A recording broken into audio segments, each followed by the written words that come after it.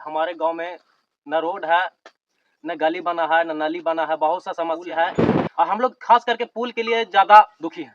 इसीलिए कि आने जाने में बहुत तकलीफ होता है। हमारे गांव में बरसात के दिन में अगर वैसा नदी आ गया तो अगर परसौती लोग हैं वो यहीं दम तोड़ देते हैं और बहुत लोग मर चुके हैं यहाँ पे। हम लोग लगता है कि 10 साल से जीतनराम मांझी का बना रहे हैं, लेकिन आश्वासन दे करके उसके सिवा कुछ नहीं है। गांव मिलकर के अपने निर्णय लिए हैं कि हम लोग वोट के ही बहिष्कार करेंगे, वोट पुल नहीं तो वोट नहीं। हमारे गांव में न रोड है, न गली बना है, न नाली बना है, बहुत सा समस्या है, न पुल है और हम लोग खास करके पुल के लिए ज्यादा दुखी हैं। इसीलिए कि आने जाने में बहुत तकलीफ होता है। हमारे गांव में बरसात के दिन में अगर वैसा नदी आ गया तो अगर परसौती लोग हैं वो यहीं दम तोड़ देते हैं और बहुत लोग मर चुके हैं यहाँ पे। हम लोग लगता है कि 10 साल से जीतनराम मांझी का बना रहे हैं, लेकिन आश्वासन दे करके उसके सिवा कुछ नहीं है। बोले कि कर देंगे, इसीलिए हम लोग पूरे गांव मिलकर के अपने निर्णय लिए हैं कि हम लोग वोट के ही बहिष्कार करेंगे, वोट पुल नहीं तो वोट नहीं। इसीलिए कि हम लोग के पास कोई समस्या का हल नहीं होता तब वोट क्यों देंगे, सरकार को क्यों जिताएंगे। अपना सरकार देखे, हम लोग अपना जी खा लेंगे, चाहे जैसे जी खा ले। इसीलिए पुल जब तक नहीं बनेगा तब तक हम लोग वोट नहीं देंगे। पूरे गांव मिलकर हम लोग वोट का बहिष्कार कर रहे हैं। आपको इधर जो है कितना गांव आ जाता है?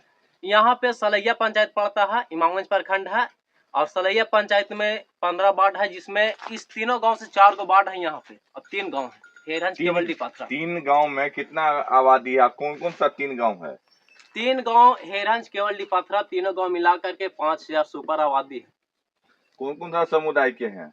यहाँ हर जाति का है, हर जाति से बिलोंग करता है। चौधरी यहाँ के जो है विधायक थे, उसके बाद जीतनराम मांझी थे, ये दोनों नहीं किए हैं। नहीं, ये दोनों कुछ नहीं काम किए हैं। आप तो खुद आन के देख रहे हैं, खुद गांव में आप आए हैं तो खुद पता चलेगा क्या है या नहीं है से।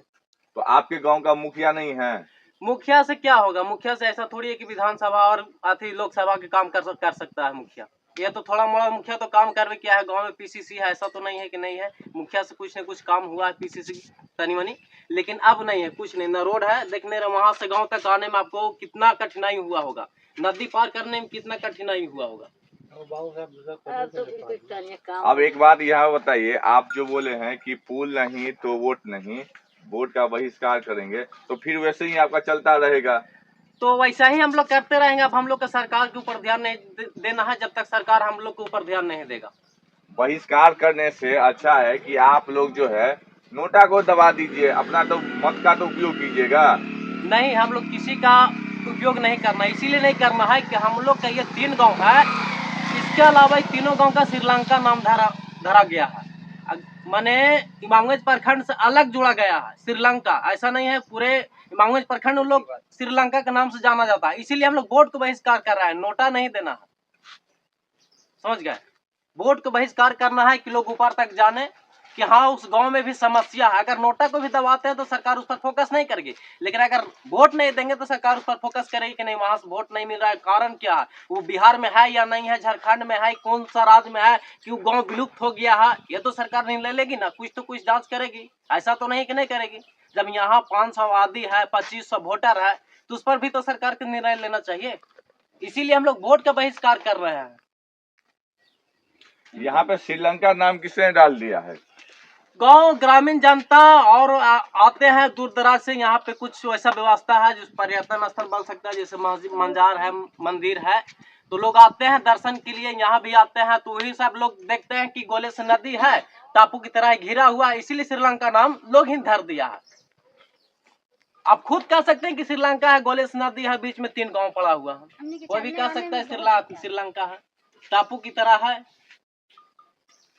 और ये बिहार में आ जाता है, रोड आ जाता है झारखंड में, फिर झारखंड आ जाता है। जी, तीनों गांव, ये तीनों गांव जो है सिर्फ झारखंड से घिरा हुआ है, इसीलिए यहाँ के नेता लोग ध्यान नहीं देता। इसीलिए हम लोग का भी कलम है कि जब तक पुल नहीं बनेगा, जब तक रोड नहीं बनेगा, तब तक हम लोग का वोट नहीं देना।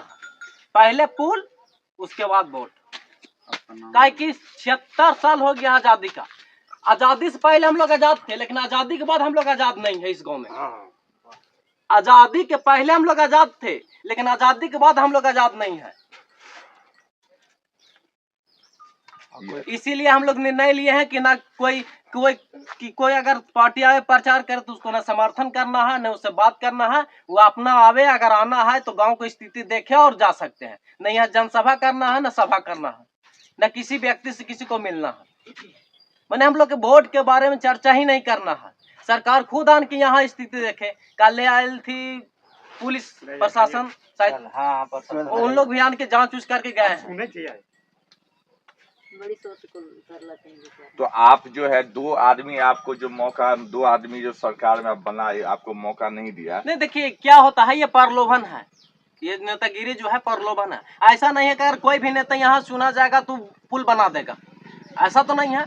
हम तो आशा करते हैं जीताराम मांझी पर, कि अभी वर्तमान में केंद्रीय मंत्री है, उनका बेटा जो है सुमन, संतोष सुमन, वो बिहार के मंत्री है। उन लोग अगर कुछ नहीं कर सकता तो अदर पार्टी अगर जीत के जाता है तो क्या कर सकता है। अभी उन लोग ने अथी में है, सत्ता में है, तो यही अथी के चक्कर में अगर वो अभी पास कर दो तो क्या है, सब उनके हाथ में है। केंद्र में है, राज्य में है।